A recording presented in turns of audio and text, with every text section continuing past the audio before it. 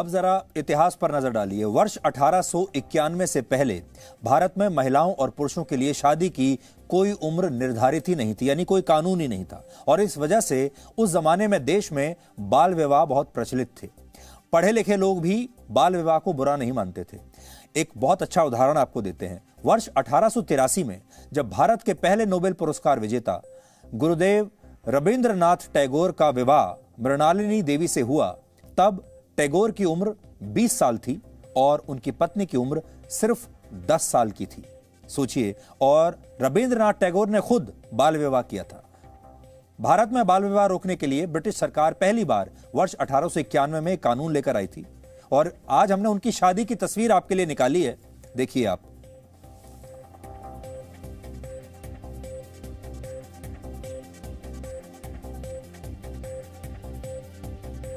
दुर्लभ तस्वीर हमने निकाली है। वो 20 साल के थे और उनकी पत्नी जो है वो तब सिर्फ 10 साल की थी।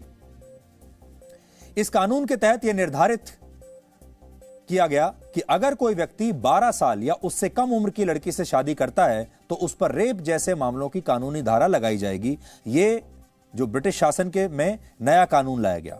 फिर इस कानून के बाद वर्ष 1929 में ब्रिटिश सरकार एक और कानून लाई और इस उम्र को उन्होंने 12 साल से 16 साल कर दिया, 16 वर्ष कर दिया, जबकि पुरुषों की विवाह के लिए कानूनी उम्र 18 वर्ष तय की गई। इस कानून के बाद देश को आजादी मिलने तक इस कानून में कोई बदलाव नहीं आया। और फिर वर्ष 1951 में पहली बार देश के पहले कानून मंत्री डॉक्टर BR अम्बेडकर ने हिंदू कोड बिल संसद में पेश किया, जिसे प्रधानमंत्री नेहरू ने पहले लोकसभा चुनाव की वजह से वापस ले लिया था। उस समय नेहरू पर यह आरोप लग रहे थे कि जब भारत एक धर्मनिरपेक्ष देश है, यहां पर हिंदू, मुस्लिम, सिख, ईसाई सभी धर्मों के लोग रहते हैं, तो फिर विवाह, तलाक और संपत्ति के बंटवारे के मामलों के लिए कानून सिर्फ हिंदुओं के लिए ही क्यों बनाया गया है। उस समय इस बिल के तहत हिंदू लड़कियों की शादी की उम्र 16 से 18 और हिंदू लड़कों की उम्र 18 से 21 वर्ष तय की गई थी।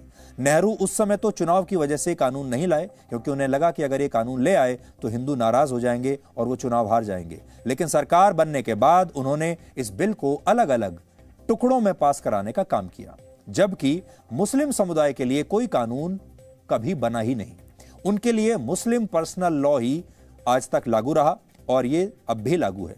और इसके तहत 15 साल की कोई भी मुस्लिम लड़की शादी योग्य मानी जाती है। किसी भी मुस्लिम लड़की का 15 साल की उम्र में विवाह किया जा सकता है और यह पूरी तरह से कानूनी है, लीगल है। और ऐसा मुस्लिम तुष्टीकरण की राजनीति की वजह से हुआ। उसके बाद कोई भी सरकार रही हो, कोई भी प्रधानमंत्री रहा हो, वो इस कानून को बदल नहीं पाया, क्योंकि उसे ऐसा लगा कि अगर उन्होंने ये कानून बदला तो फिर देश के मुसलमान उनसे नाराज हो जाएंगे और उन्हें वोट नहीं देंगे। लेकिन आज भी हम ये कहना चाहेंगे, और जो हमारे मुस्लिम दर्शक हैं, इस्लाम को मानने वाले दर्शक हैं और उनके परिवारों में भी जो लड़कियां हैं, उनसे भी हम ये कहना चाहेंगे कि वो 15 साल की उम्र में शादी ना करें तो बेहतर होगा। देश में जो कानून बनाए गए हैं वो सबकी बेहतरी के लिए बनाए गए हैं और उन्हें भी अब नए विचारों के बारे में, जो आधुनिक जीवन है उसके बारे में सोचना चाहिए। वर्ष 1978 में जब तत्कालीन सरकार ने चाइल्ड मैरिज एक्ट में संशोधन किया था, तब इस एक्ट में जानबूझकर यह स्पष्ट नहीं किया गया कि यह कानून मुस्लिम और ईसाई धर्म के पर्सनल लॉज पर भी प्रभावी होगा या नहीं होगा। इसे कंफ्यूजन में छोड़ दिया गया और इस वजह से आज भी कई मामले कोर्ट में जब जाते हैं तो हर कोर्ट ने इस पर अलग अलग टिप्पणी की है। लेकिन जो बड़ी बात आपको समझनी है वो ये कि महिलाओं के बारे में बातें तो सभी सरकारों ने बड़ी बड़ी की है, लेकिन उनकी समस्याओं और मांगों को हमेशा वोट के चश्मे से ही देखा गया है। यानी मुस्लिम तुष्टीकरण की तरह महिला तुष्टीकरण का कार्ड भी खूब खेला गया है। इसे आप समझ सकते हैं कि इससे आप ये समझ पाएंगे कि हम देश में यूनिफॉर्म सिविल कोड की मांग हर बार क्यों करते हैं।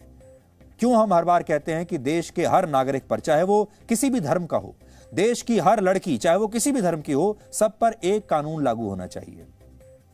सोचिए, जब देश एक है, संविधान सभी धर्मों को एक मानता है, तो फिर कानून हर धर्म के लिए अलग अलग कैसे हो सकते हैं। और बड़ी बात यह है कि हमारे देश में महिला प्रधानमंत्री रही हैं इंदिरा गांधी। कोशिश तो यह होनी चाहिए थी कि इंदिरा गांधी खुद एक महिला होने के नाते इस तरह का कानून लेकर आती, उन्होंने नहीं किया। उसके बाद हमारे देश में सोनिया गांधी का शासन आया। वो खुद तो किसी संवैधानिक पद पर नहीं थी, लेकिन एक समय ऐसा आया था जब यूपी की सरकार थी और सोनिया गांधी चाहे तो कोई भी कानून पास करा सकती थी, लेकिन सोनिया गांधी ने भी ये पहल आगे चलकर नहीं की। और अब कहीं जाकर नरेंद्र मोदी की सरकार ने ये काम आकर किया है। और नरेंद्र मोदी ने ये काम, आज आप ऐसे समझिए कि जैसे घर का कोई बड़ा होता है, पिता होता है, या आप उसे एक दादा की तरह समझ लीजिए, उस तरह की सोच उन्होंने आज देश के सामने रखी है। आज आपको यह भी जानना चाहिए कि विवाह की उम्र को लेकर दुनिया के दूसरे देशों में क्या व्यवस्था है। क्या सब जगह ऐसा ही हो रहा है? दुनिया में आज भी 99 देश ऐसे हैं जहां लड़कियों का विवाह 18 वर्ष से कम उम्र में हो जाता है। 99 देश। दुनिया के 2 देश ऐसे भी हैं जहां विवाह की न्यूनतम उम्र आज तक तय ही नहीं हो पाई, और ये देश हैं सऊदी अरब और यमन। इसे आप इस तस्वीर से समझ सकते हैं जो यमन की है। वहां 40 साल के एक पुरुष ने 8 वर्ष की एक बच्ची से शादी की थी।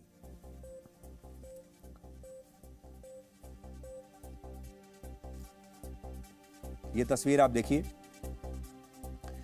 इसी तरह लेबनान में 9 साल, सूडान में 11 साल, ईरान में 13 साल, कुवैत में 15 साल और पाकिस्तान में लड़कियों के विवाह की न्यूनतम उम्र 16 साल है। दुनिया में कुल 23 देश ऐसे हैं जहां लड़कियों का विवाह 18 साल से कम उम्र में हो जाता है। ब्रिटेन में यह कानून है कि वहां असाधारण परिस्थितियों में लड़की की 16 वर्ष की उम्र में भी शादी कराई जा सकती है। इसके अलावा अमेरिका में कोई एक कानून नहीं है, वहां हर राज्य में अलग कानून है। अधिकतर राज्यों में लड़कियां 18 साल के बाद ही शादी कर सकती हैं, हालांकि वहां भी असाधारण परिस्थितियों में 18 साल से कम उम्र के लड़के और लड़कियों की शादी को मान्यता मिलती है। अब देखिए कि हर सरकार की अपनी अपनी प्रायोरिटीज होती हैं, हर सरकार का अपना एक विजन होता है। अगर आप ध्यान देंगे मोदी सरकार पर, तो मोदी सरकार ने पिछले 7 वर्षों में देश की महिलाओं के लिए बहुत सारे क्रांतिकारी फैसले लिए हैं। जैसे कच्चे चूल्हे पर जो महिलाएं धुएं के बीच पहले खाना पकाती थीं, उन्हें उज्ज्वला योजना के तहत सबसे पहले तो मुफ्त सिलेंडर दिए गए। फिर 3 तलाक के खिलाफ सरकार कानून लेकर आई, जिसमें कि सबसे ज्यादा राहत जो मुस्लिम महिलाएं हैं उन्हें मिली, जो 3 तलाक से बहुत प्रभावित हो रही थीं। हजारों लाखों महिलाओं के जो जीवन है वो बर्बाद हो गए 3 तलाक की वजह से। फिर सरकार ये कानून लाई, ये भी महिलाओं के लिए था। फिर वर्ष 2018 में देश में पहली बार मुस्लिम महिलाओं को परिवार के किसी पुरुष के बिना भी हज यात्रा पर जाने की अनुमति दी गई, यह भी महिलाओं के लिए था। और फिर 2019 में पहली बार नेशनल डिफेंस एकेडमी यानी एनडीए में महिलाओं के प्रवेश का फैसला लिया गया। अब महिलाएं सेना में जा सकती हैं, भर्ती हो सकती हैं। यह बहुत बड़ा फैसला था। और वर्ष 2019 में भारतीय सेना में महिलाओं के लिए परमानेंट कमीशन की स्थापना की गई। वर्ष 2016 से नौकरी पेशा महिलाओं के लिए मैटरनिटी लीव 12 हफ्तों से बढ़ाकर 26 हफ्ते कर दी गई। बेटी बचाओ बेटी पढ़ाओ अभियान भी इसी में है। तो आप देख सकते हैं कि मोदी सरकार को अगर आप देखेंगे तो मोदी सरकार ने लगातार ऐसे फैसले लिए हैं जहां पर हमें ऐसा लगता है कि नरेंद्र मोदी की जो रणनीति है वो ये है कि महिलाओं का सशक्तिकरण जब तक नहीं होगा तब तक ना तो देश आगे बढ़ेगा ना समाज आगे बढ़ेगा। और इसीलिए अगर आप देखें तो नरेंद्र मोदी की जो लोकप्रियता है वो देश की महिलाओं में और इस तरह के परिवारों में काफी ज्यादा है। हाल ही में जब वो बनारस गए थे तो एक हैंडीकैप्ड महिला उनसे मिलने के लिए आई और नरेंद्र मोदी ने देखिए किस तरह उस महिला से बात की। इसीलिए महिलाओं में नरेंद्र मोदी की जो लोकप्रियता है वो इतनी ज्यादा है क्योंकि महिलाओं के बारे में वो बहुत सोचते हैं, नई नई योजनाएं लेके आते हैं और सम्मान भी किस तरह से करते हैं महिलाओं का, वो आप इस तस्वीर से देख सकते हैं। इस विश्लेषण को हमारे देश की हर महिला को सोशल मीडिया पर जरूर पहले तो देखना चाहिए और फिर फॉरवर्ड करना चाहिए, शेयर करना चाहिए। आज का ये जो विश्लेषण हमने किया है ये महिलाओं के लिए किया है, जो लड़कियां अभी स्कूल में पढ़ रही हैं उनके लिए किया है, उन महिलाओं के लिए भी किया है जो अब शादी के बाद जिनकी शादी हो चुकी है, ये कानून उन पर लागू नहीं होगा, लेकिन आज उन्हें पछतावा जरूर होता होगा कि काश उनके जमाने में ऐसा कोई कानून पहले से आ गया होता, उनके जमाने में इस तरह की जागरूकता समाज में आ गई होती तो आज उनका जीवन भी अलग होता। इसलिए आप सबसे हमारी अपील है, खासतौर पर महिला दर्शकों से, कि जागरूकता फैलाइए, एक दूसरे की मदद कीजिए, अपने परिवार में जो आज हमने आपको ये विश्लेषण दिखाया है, इसे शेयर कीजिए, फॉरवर्ड कीजिए, ताकि समाज में लगातार जागरूकता बढ़ती चली जाए। हो सकता है बहुत सारे लोग जी न्यूज़ पर अभी डीएनए कार्यक्रम ना देख रहे हों, लेकिन आप व्हाट्सएप पर इसे फॉरवर्ड कर सकते हैं, फेसबुक पर कर सकते हैं, और जिस भी माध्यम से चाहें आप शेयर कर सकते हैं।